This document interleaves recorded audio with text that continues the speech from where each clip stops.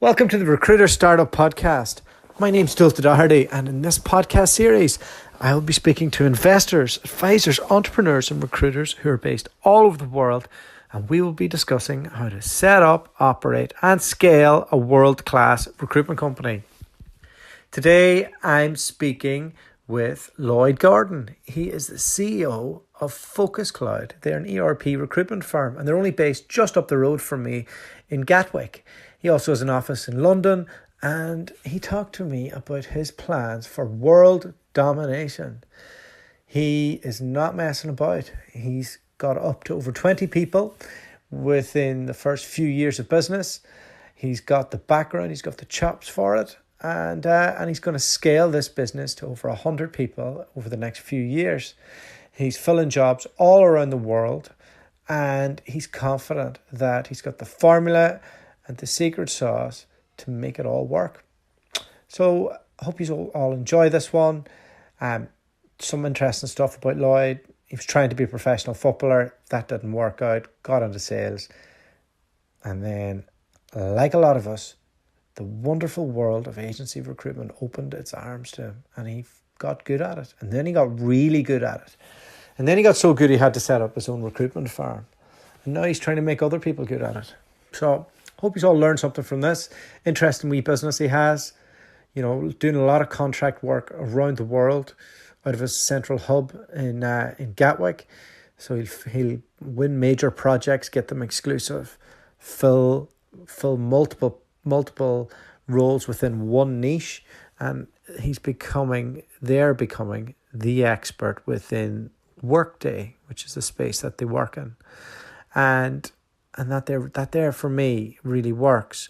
You know, when you've got a flexible approach to location and you're a real niche expert in one thing, you find that those candidates will be mobile. They'll work for multiple jobs, and you can start moving people project to project.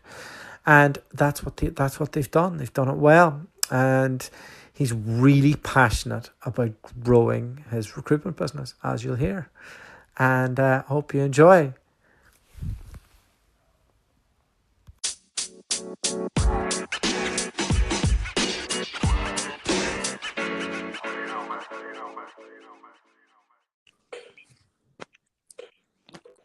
Hi, Dualta. Hi, Lloyd. Is this your broadcasting debut? It certainly is. Have you been up all night preparing for this interview? Absolutely not.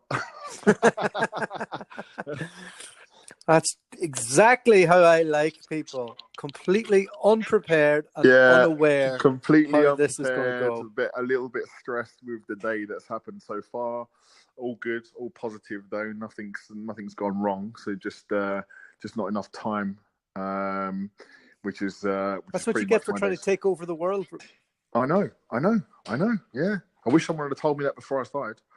So I want to jump into how you got into recruitment and all that jazz, but I saw that you picked up 1,000 roles in Paris the other day. Yeah. How'd you manage that? What's the crack with that? Well, it was actually 120 roles. 120 roles. Yeah. Yeah, that's not also unheard of for us, because we specialize in this product, as you know, Workday, HCM, and financials. You know, we only do that. So when we go to organizations and we obviously ask them for exclusivity, they're talking to us about what their plans are for the next 12 months. So, you know, these particular organizations that I spoke to and met, that's what I come away with. So it was a good day. So firstly, is Workday like a little cousin of SAP or something like that? I wouldn't say it's a little cousin. I would say that it's basically a spin-off from PeopleSoft. PeopleSoft, okay. Yeah. So there's a long story. Oracle owned PeopleSoft now, don't they? Yeah. There's a long story of how Workday was founded. And basically Workday have been in the market, you know, for around 10 years, I'd say, 10, 11 years. And about 6 years ago, they penetrated Europe. So it's a growing market. And it's starting to outperform, actually. It's starting to outperform Oracle HCM and Oracle Financials and SAP. You would say that though, wouldn't you? Well, do you know what? It's interesting because I'm actually an ex Oracle and ex SAP recruiter. Yeah, I can see that. So, I mean, my company does Workday, and we only specialize in Workday.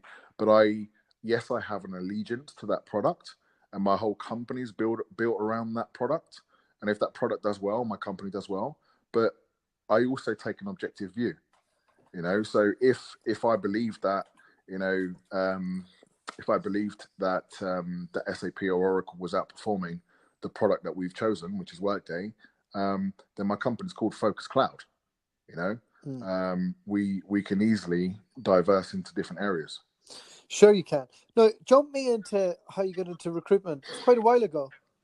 It was, yeah, 16 years ago, something like that.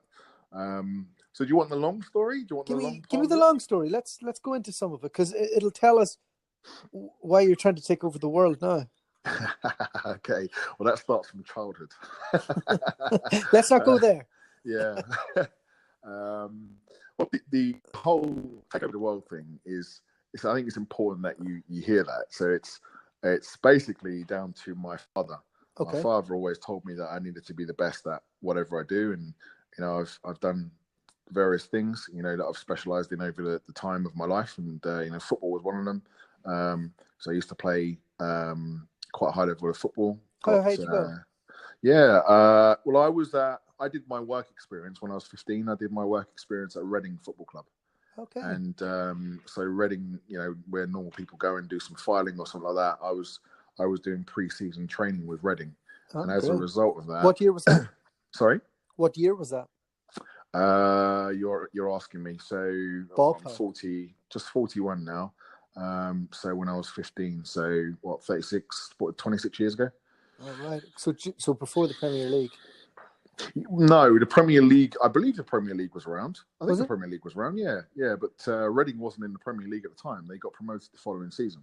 But when I was there was when Mick Gooding was there and Shaka Hislop was the goalkeeper. Okay. And so I always tried to be the best at whatever I did, and sometimes I achieved that and sometimes I didn't. But how did you handle not making it as a footballer? Yeah, quite badly, because when I was at school, I mean, I did very well at school, but I had no intention of using anything that I learned at school. So I was pretty much doing well at school because my father would have kicked my ass if I didn't, and that's why I got good grades. But I had no intention of using anything that I learned at school. In fact, myself and my French teacher, during my school years, we had an agreement that I would sit at the back of the class with my headphones on, the old Walkmans, Walkmans with the cassettes. So I used to sit at the back of my French class because I thought, well, I'm never going to need to learn to speak French. Oh, yeah. How'd that go last week? Yeah, very badly. Yeah, and it's funny because when you're younger, you don't think, no one ever thinks about, I'm going to be a recruiter, I'm going to be a recruiter when I get older, and that's what I'm going to do. No one ever thinks that. So I was thinking to myself, well, I'm going to be a footballer. And that obviously didn't work out for me. But, I'm a recruiter, and we work on an international basis. So I have teams that cover... Did you go straight into recruitment from football? No, I didn't. No. So what I did is I went to college.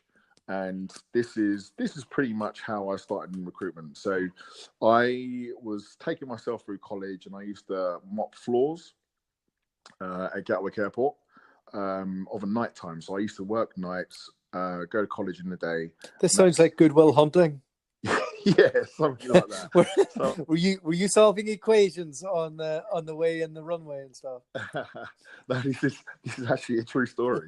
So my story, I was mopping floors. I used to serve coffee of a night time at Costa Coffee at Gatwick Airport. Then I used to go to college in the day, and then I'd go back to work of an evening. And I always had this idea that I was going to earn lots and lots of money. And what age was I at the time? Probably 18, 19. And obviously my football career, I was still playing football, but obviously my professional aspirations were over at that point.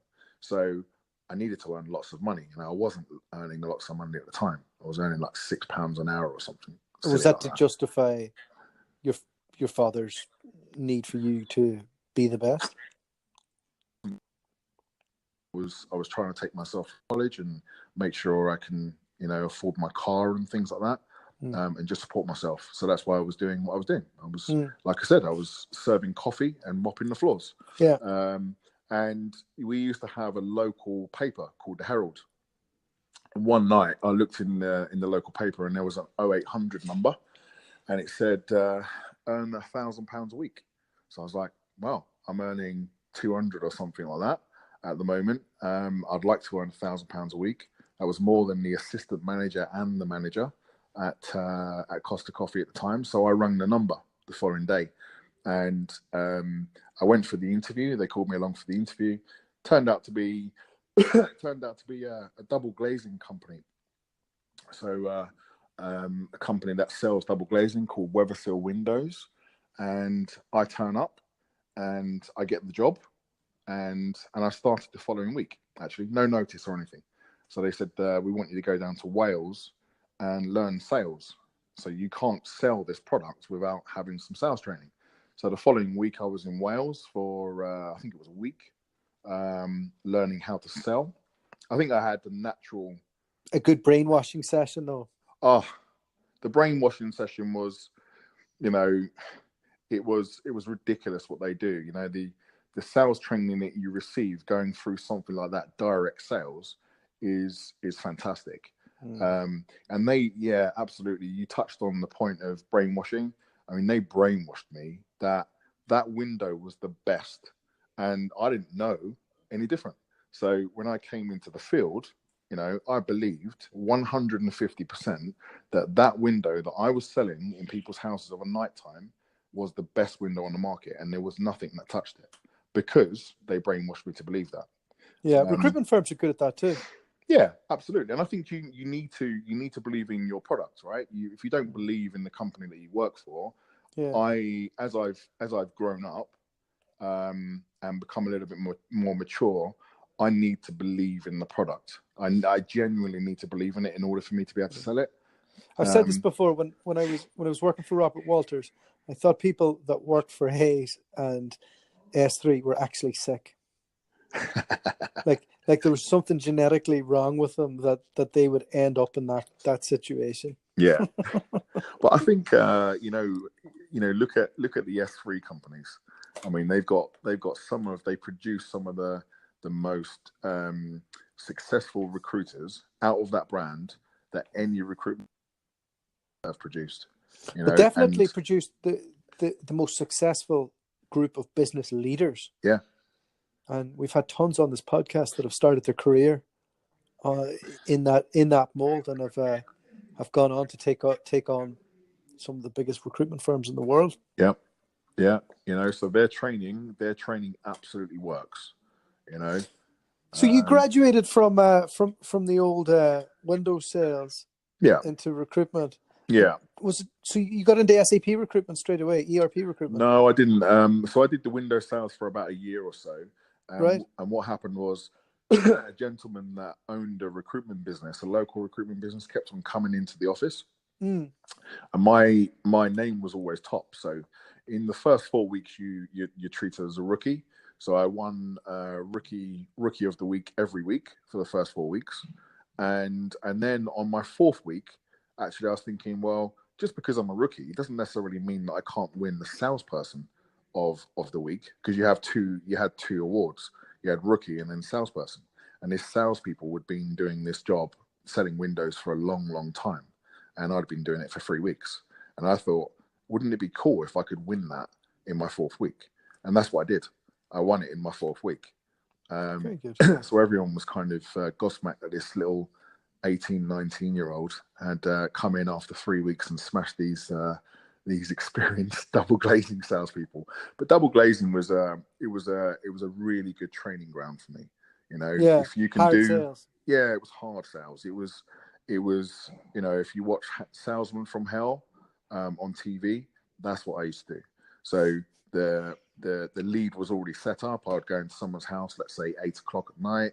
they would be expecting me to be there to give them a quote, which would last for 12 months. And I wasn't there to give them a quote for 12. I was there to give them a quote for 12 months, but that quote was a big quote. And then I was taught to close there and then at a much lower rate, a discounted rate. It was called a feature And home. if they leave, they're not going to get the good deal. The following day, the way that they taught me to sell was the following day, if you call me tomorrow, then it's 10 grand. If you take it right now, it's 4. Yeah. So I was trained the same way in gym and sales. I believed that because that's what they brainwashed me to think. But realistically, if they'd have called up 5 days later and said, "Do you know that thing? You said we would. We know." I kind of came to. I think now with the internet, it's harder to do those things. Absolutely, it is. You know? And my mum had a visit from a double glazing salesman the other day, actually, and I was like, "No, you're not buying those." And he did the same technique. Actually, he tried to sell her a door. Said 2,000, and if you do it now, it's 1,300. And she just said, "No, I need to speak to my son." So I was like, "Mom, that's what I used to do." Did this chap who owned the recruitment firm? He was in snooping out for salespeople, was he?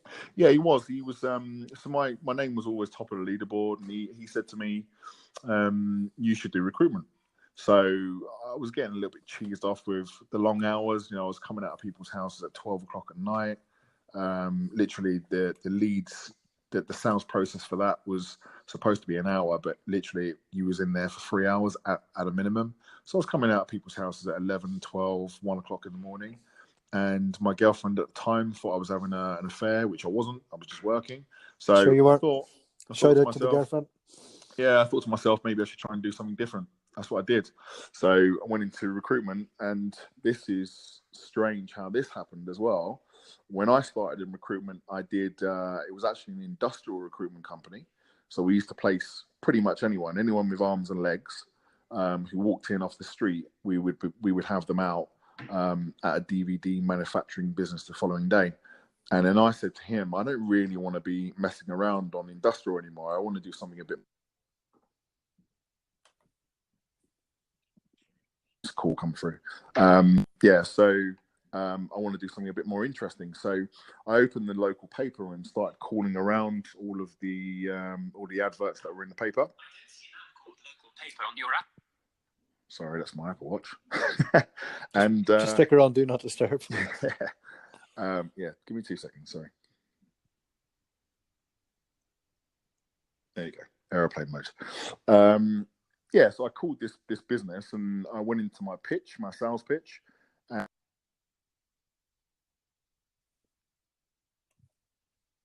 Sorry, daughter. Keep getting calls come through. That's okay. We'll edit it out. All right. So I made a sales call and the guy listened and took me through the whole pitch. And then he said, "Do you know we're a recruitment company?" And it was a business called Mansell Recruitment Group. And I said, "No, I didn't know you was a recruitment company, but I'm a recruiter and I wanted to try and help you fill this vacancy, not knowing anything about recruitment." And he said, "Look, we're a recruitment company, but I like your pitch. And when you get cheesed off with what you're doing, why don't you come see me?" And then a week later, I went over there and went for the interview, and the rest is history. Right. I see you worked there for about 5 years. I did.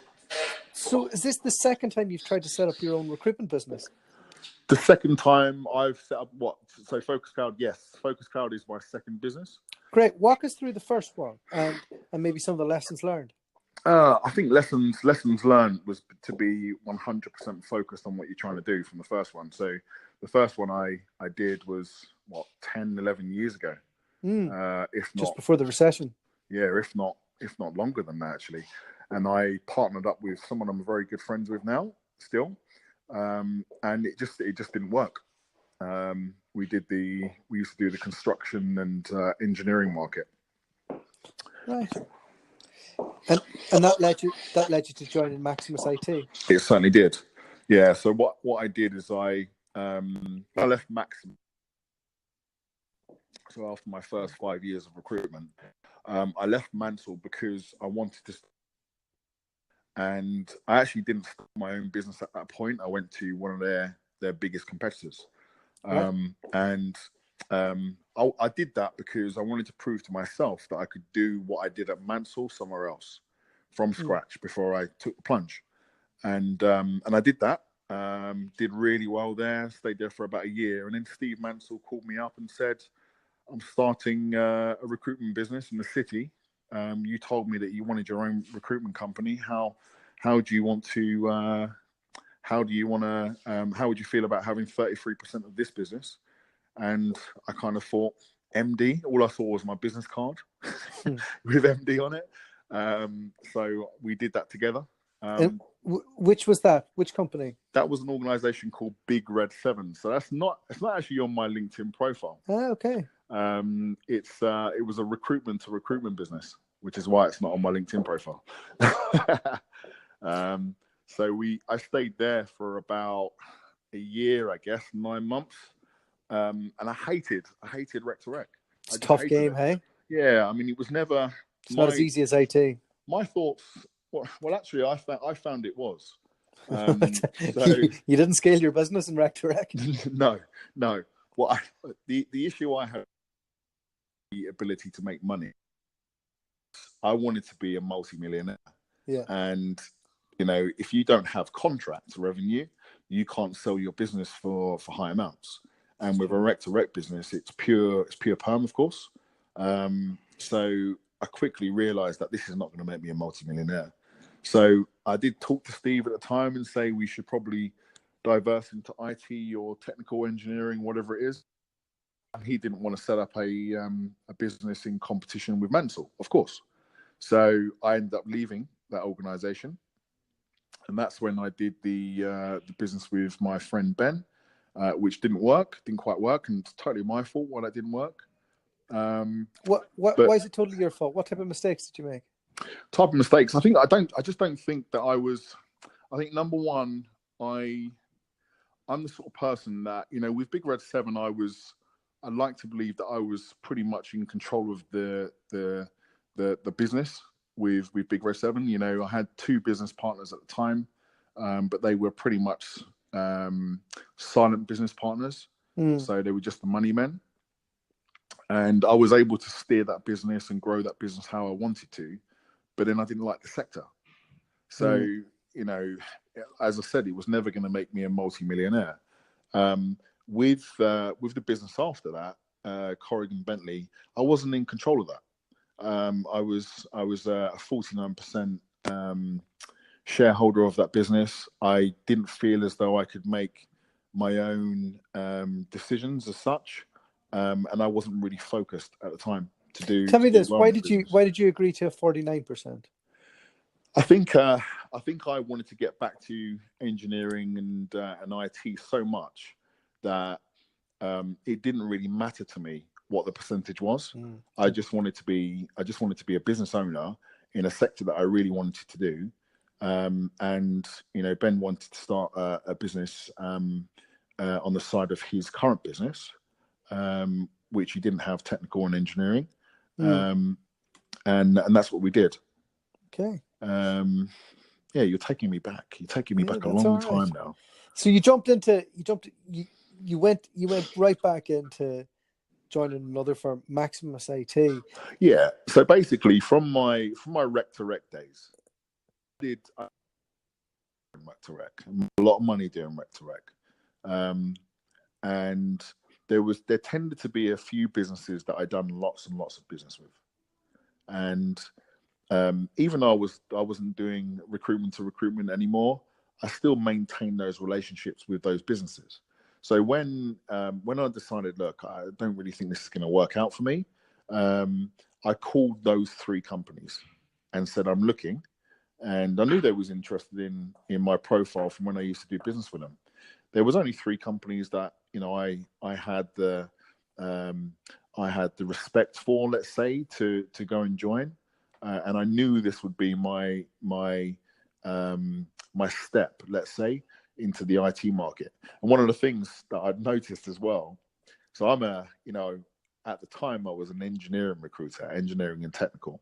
I'm placing lots and lots of people, from my Mansell days and my CBS Butler days, and the fees were like 3.5K, contract placement. You'd be lucky if you get £3 an hour. That was what I did, and I did really well at it. But then when I started doing recruitment to recruitment, and I was speaking to other recruiters and placing other recruiters and asking them, how much do you earn? How much do you bill? And how much do you earn? And I remember one particular guy told me he was earning £15,000 a month. And that was like astronomical money to me at the time. It was astronomical. Because, in technical engineering, even if you're a great recruiter, your best year is what, 400K, which is fantastic in that market. Whereas I'm then talking to recruiters in the IT sector thinking, blimey, I'm as good as you, and you're earning 14. I've never earned 14 grand in a month. So I've done really well, but my best earnings, I think at Mansell, was about 5K in a month. And it was team commissions, which didn't really work for me because I usually did the team target myself. So I'd never had those astronomical earnings. So I saw that as an opportunity to get myself into the IT market, and that's what I did. And I went to 3 interviews. I got offered 3 jobs. I ended up opting for Maximus IT at the time. And you stayed there for an awful long time, eh? I did. I was there for almost 9 years. I think it was 9 years, just over 9 years.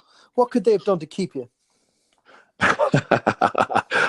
Depends how much you're going to share on the podcast. I hope your editing's good.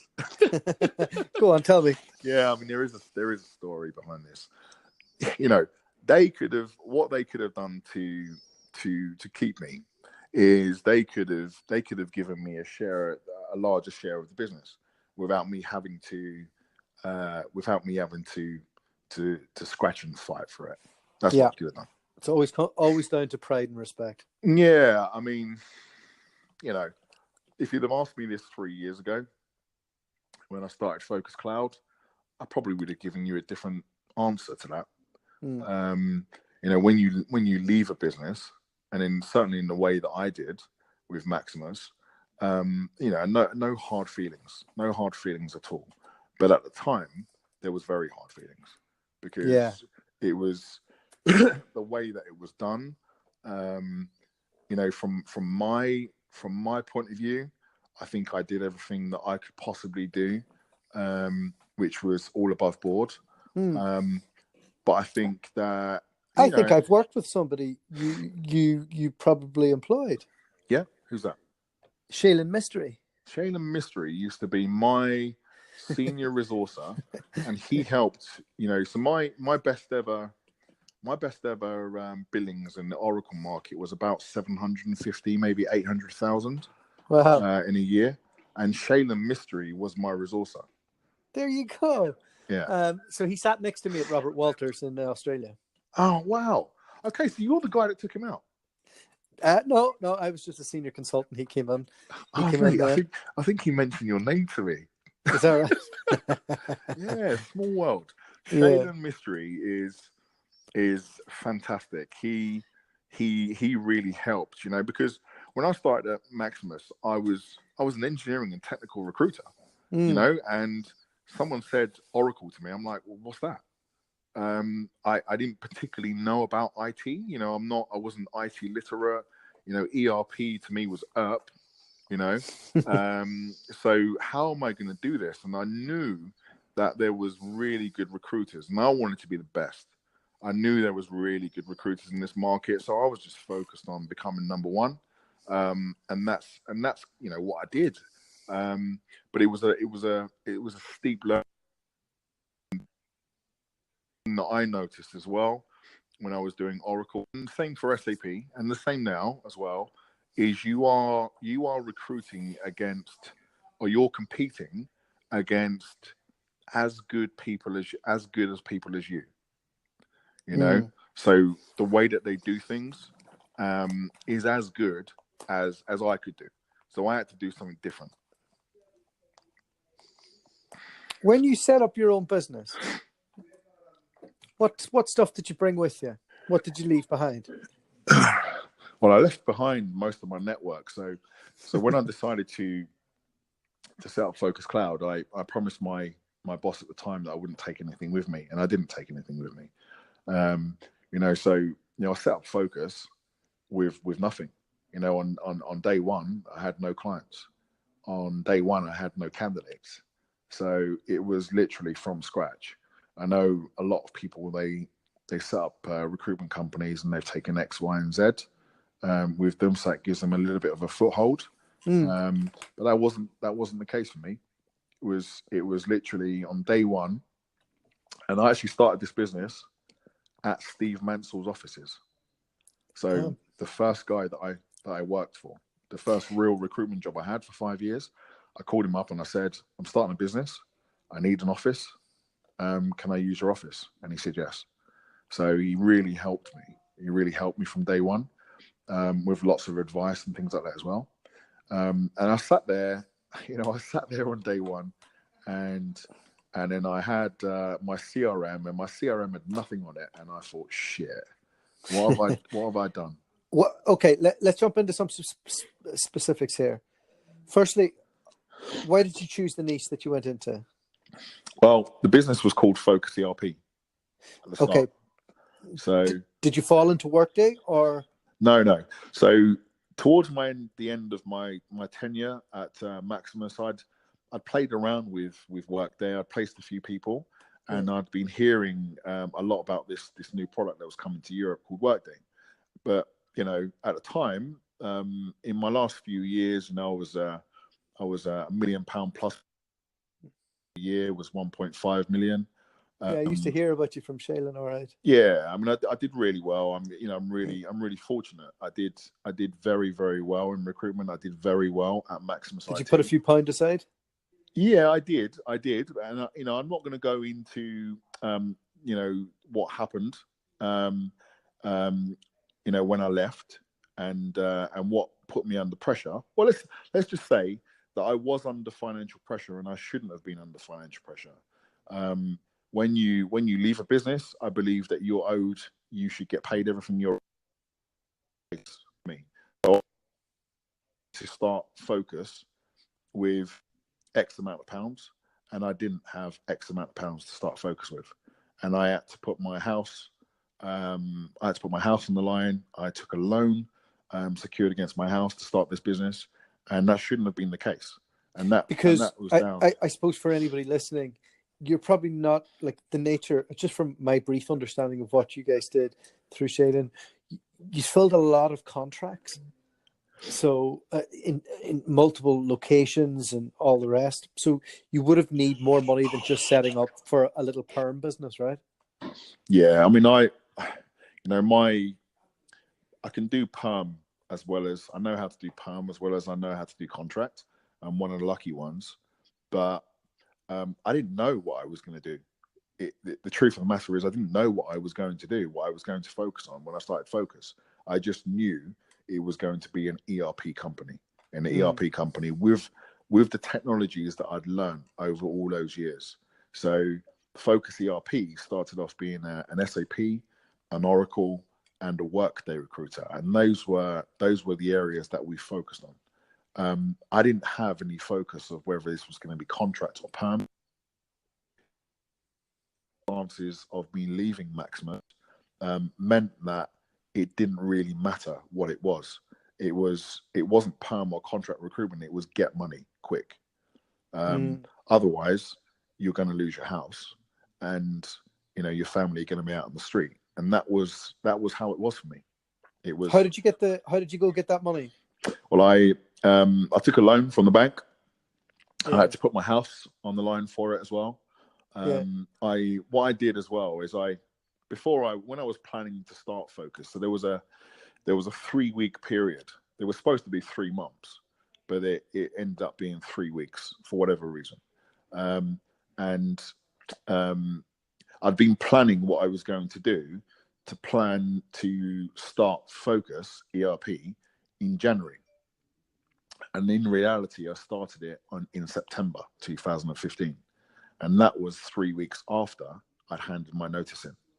So there wasn't a period really of planning and working out. I just didn't Balls to the have wall, that luxury. get some money in. It was, I lost my job at Maximus. I lost my job because I handed my notice in. And I was very open and honest about me wanting to set up a business which, in effect was a competitor, but not with any of their customers. And I'm not the sort of person that will tell you something different to your face and then leave and then go and do something exactly what I told you I wasn't going to do. That's not me. Yeah. So I said, this is what I'm going to do. And there are 1 million customers in this market, in those 3 sectors. So if you want to try and stop me from doing those, then go ahead. And that's why that's why it ended the way it did. Anyway, so what I did is I quickly, whilst I was planning on what I was going to do with Focus, I thought, I've never really run a business. I've never had to run a business. I've run a desk really well, but because you are £1 million plus biller does not necessarily mean you're going to set up a very successful recruitment company. No, it doesn't. Usually means you're a greedy, hungry animal. Yeah, and that's how it is. It's like that. But so I think the smartest decision that I made was to sell a bit of this business to someone who did know how to run a recruitment company. I think that's the smartest decision I made before I actually started it. So I had. When you say you sold a little bit, what does that mean? Well, I went to see someone. So first of all, I knew I was going to set up with. Well, actually, I went to talk to. Who is said person? Who is that person? Yeah, it's a guy. It's a guy called Lloyd Gordon. Okay.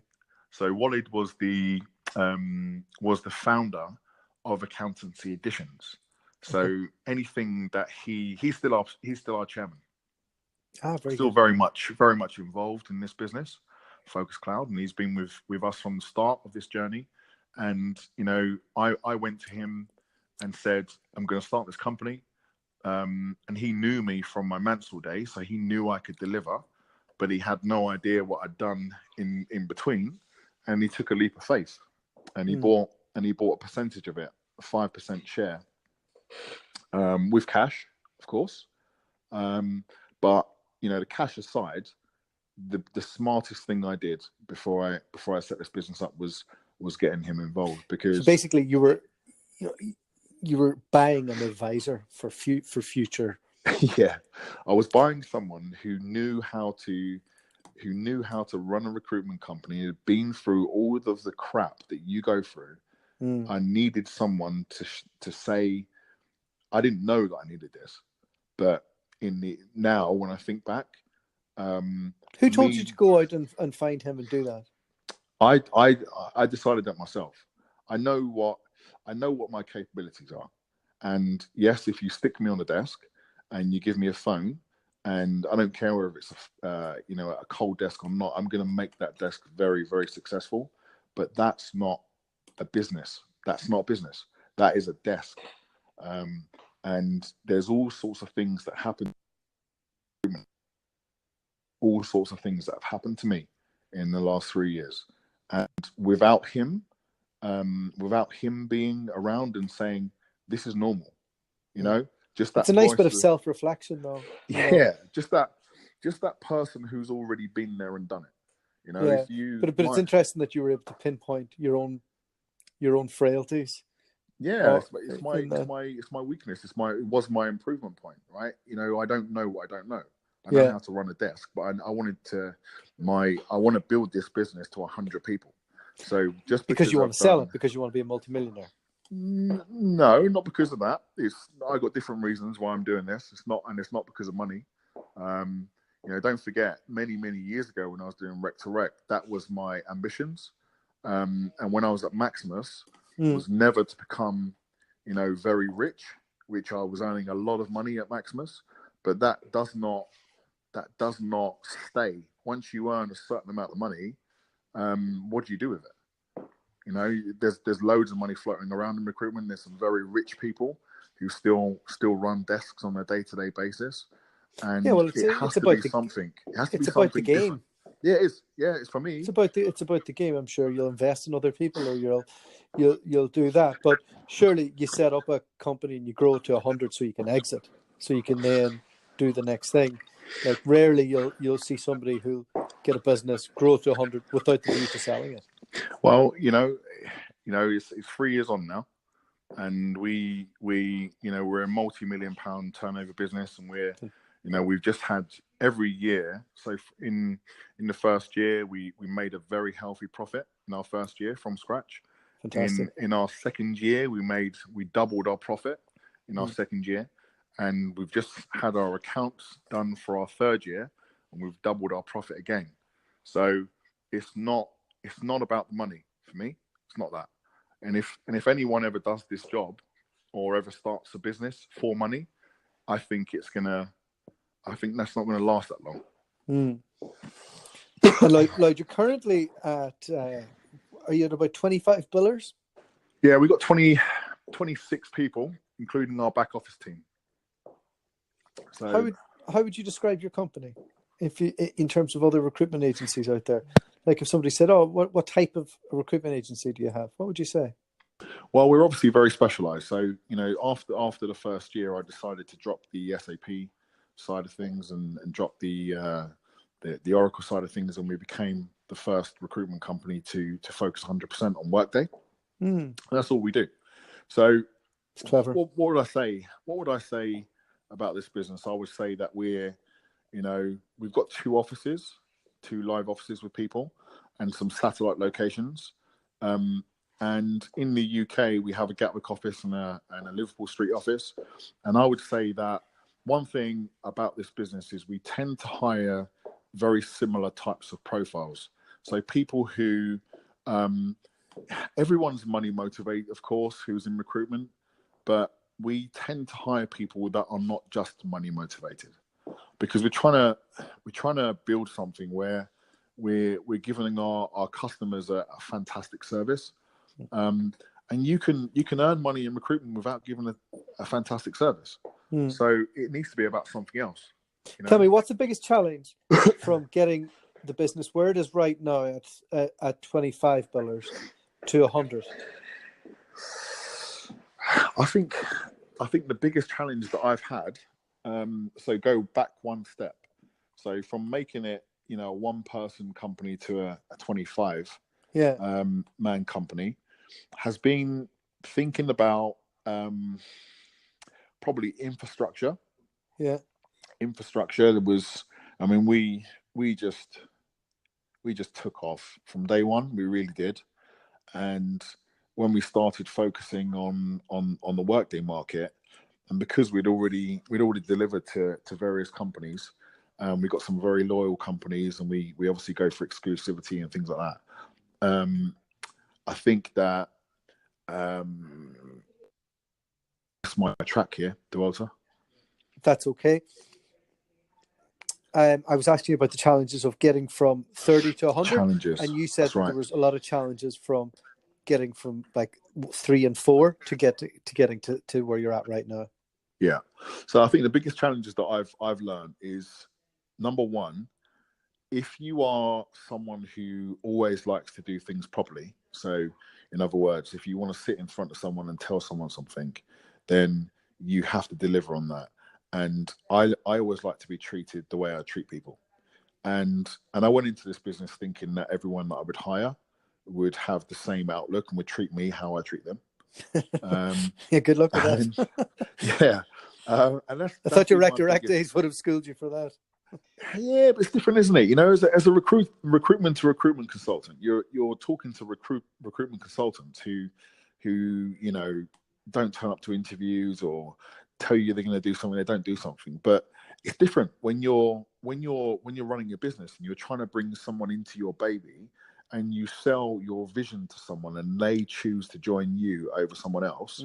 You think, or I used to think, that he or she is all good. They understand my vision. They're going to be trustworthy. They're going to be loyal. They're not going to lie to me. They're going to do the best for my customers or our customers. Everything's going to be good with this person, and that's not the case. And I quickly learned that. And having some of the things that have happened to me over 3 years, having Walid as a sounding board, otherwise I would have gone mad, seriously, because I've never screwed over any company that I've worked for, never. And I've always, if I'm going to do something, I've always said this is what I'm going to do to the person who owns the business, because they're the one who took the risk at the start. So I work for you, and if I'm going to do something, like when I went for the interview at CBS Butler, when I was going to leave Mansell, I went in and told Steve Mansell I'm going to go for an interview. Yeah. So he knew I'm not doing anything behind your back.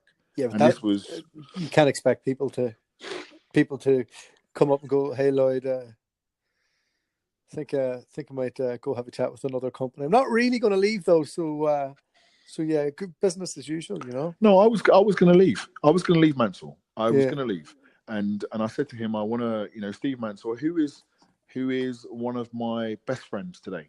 He is the guy that in our track days, which you may have seen on LinkedIn and with the Nissan GTR. Steve Mansell is the instructor. So he's the guy who sits in the passenger seat. So we're very good friends. And before I went for that interview, I sat him down and I said, I'm going to leave. I need to go and start my own business at some point, but I want to try and do this somewhere else to prove to myself that I can do it somewhere else. So I'm going to go and see this company. Is this coming from somebody trying to steal your business in the last 3 years? No, not at all. Not at all. I mean, I've had there are circumstances, yeah, and we're going to that in a moment. But that's probably the biggest lesson that I learned very, very quickly, that people do not treat you the same way that you treat them. Yeah. When you treated other people in the past. Yeah, but you're a successful guy, and it's obviously worked out for you being straight and doing that, and those people will probably, the chickens will come home to roost, Yeah, they do, but it's still, when it happens to you, when you start a recruitment business and you want to build this fantastic monster, as I want to, and you want it to be really successful, and it's your baby, and you put your house on the line, and your kids what does that monster look like in the future, though? Like what? Talk to me about it. Like you've got a couple of offices, one's in Gatwick and you got one in London. Are you thinking that you'll have people all over the place? What does it look like? Yeah, we're going to be an international brand. So we already work in pretty much every single continent. So we made placements in America. We obviously make a lot of placements in Europe. We've made placements in Asia. I think the only area that we've never made any placements with yet is probably the UAE. Everywhere else we've done placements. We've made placements and we've got customers. So I believe that we need to be a local business to all of those regions. So the plan is to have multiple locations across the whole of Europe. Within the next 2 years, we will open up our formal office in the US. We've already opened up Focus Cloud USA, which was about 6 months ago. And we're going to be opening up in the US, a formal office, as I said. Where do you think you're going to go? Probably Texas. Yeah, better taxes. Yeah. But we'll go. It doesn't need to be anywhere specific. I'll go where the practice lead wants the business to go. We have a practice lead who runs the US, and we'll work out a location based on where we can get other recruiters and where she wants to take the business. Yeah, sounds good. I mean, most people seem to want to go to LA, in my experience. Yeah, LA, why not? Why not? I had John going on from Finley James just before you, and he's got an office in San Francisco and he's opening up one in New York. But he said for everything else, he's going to put them in WeWork stations around America. Yeah. So he's got a good grasp of all the different projects going on in different regions, which I thought was really clever. Yeah, very clever. We've got a Regis location in Florida at the moment. All right, very good. Yeah, but obviously no one there, so we're dealing with the US from the UK currently, which presents its own problems with time differences. So, Lloyd, in if we do an update in 18 months' time, where do you think you'll be at? Well, probably out of the Gatwick office because we're bulging at the seams. So I'm actually sitting in my office in Gatwick at the moment. So more than likely we'd have moved from here, I would have thought. I would say that the business is definitely going to be, in 18 months, we're definitely going to be 50 people. I think that we acquired a business as well. So I think there's other recruitment companies out there that could possibly come under the Focus Cloud hat that have the same ethos and want to build the same type of business that we're already building here. So perhaps they can get to their goals a lot easier. And would that be using like a broker to keep an eye out for people like that? Yeah, I think so. I think so. I had a call last week. Actually. More of an inquiry by someone I know who said, "Do you want to sell your business to this bigger brand?" My company's not for sale. We're not ready. Yet. No, not yet. Yeah, and when you get your right multiple, you'll be off into the sunshine. I bet you. Well, do you know what? We are a really successful business now. So I think if there was a big company that came in and talked to me now, I don't think there's a price. I really don't. And because it's not about money. It's not about money.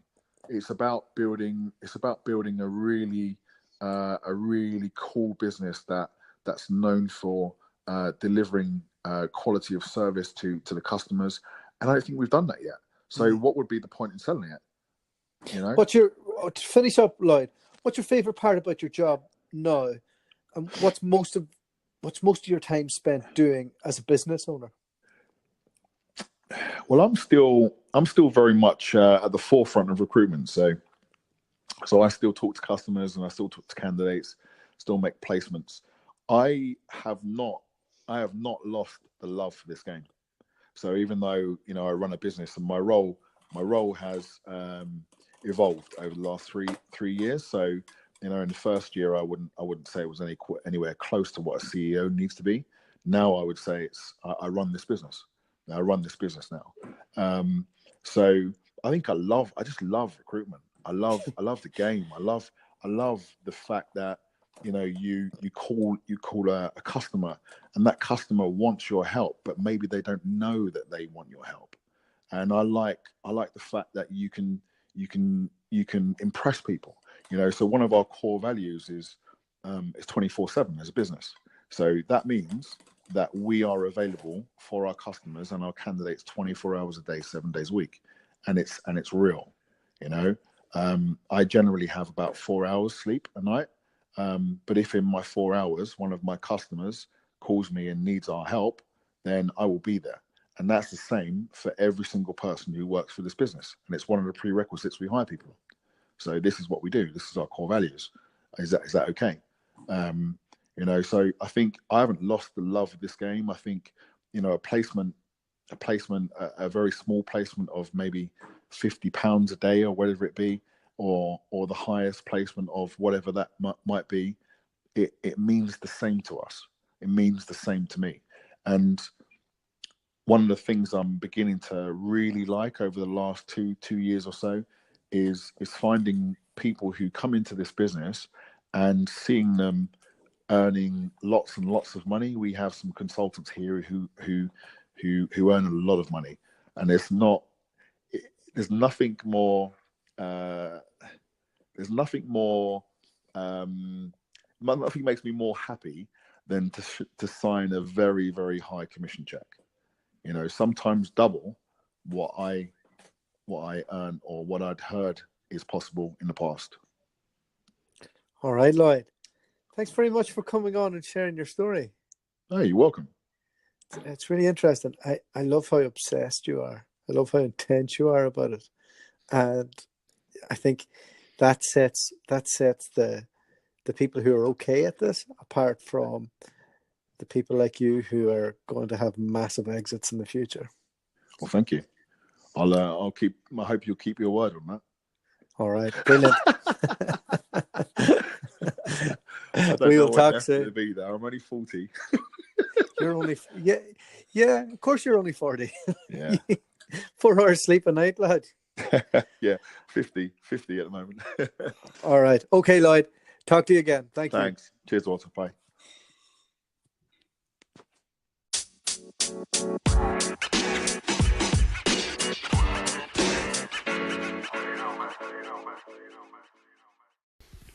Well, massive thank you to Lloyd for coming on the podcast.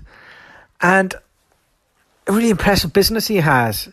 25 heads, multi-million pounds of profit, and he's scaling it up. He's got to that magic point of having over 20 billers, and he's confident that he can get to 50 in the next coming years. Now, the challenge for everybody is attracting the talent to get to that point. But one of the things I like that sets his business apart, and I was saying to him this after the podcast, is that with Brexit, people who are working for, say it's Reed or Search or one of the national firms, and you're centered on a localized marketplace, maybe you're doing accountancy or something. When Britain goes into recession, you're going to struggle as a recruiter, and it is no fun recruiting in a recession. Whereas his people will be able to recruit anywhere in the world from the comfort of either their home office, because he offers that, and with a few days in the office in Gatwick. So I think he's well positioned to grow over the next few years. And I like the way that they're super niche and that they're just using one ERP and they're becoming the experts in that space. So every person that comes into their business is helping build that global database and building their brand, and they just get known for moving people from one project to the next. And that's the way that contract recruitment with an ERP works. And what a coincidence that we both work with Shaylin Mystery. So shout out to Shaylin. You're probably not listening to this because you're enjoying yourself in the sunshine in Australia. Well, I'm miserable here back in the UK. So, really enjoyed speaking to Lloyd and getting to know his business a little bit better. Again, he did Rec Direct for a while and then binned it because he saw there was no future in it. I am jealous hearing about the growth and how it's gone for him. And I really have to go have a good talk with myself and not to get too much recruiter envy about other people's businesses. So we'll be back again tomorrow with another amazing guest. And if you want to come on the podcast and tell your own story, just hit me up on LinkedIn. Or if you're enjoying the podcast, please do reach out to me. And please do rate and subscribe this on iTunes, because some bastard gave it 1 star and it's reduced down down to 4.5 out of 5. So anyway, that's it for today. See you next time. Happy hunting. The podcast you just heard was made using Anchor. Ever thought about making your own podcast? Anchor makes it really easy for anyone to get started. It's a one-stop shop for recording, hosting, and distributing podcasts. Best of all, it's 100% free. Sign up now at anchor.fm/new. That's anchor.fm/new to get started.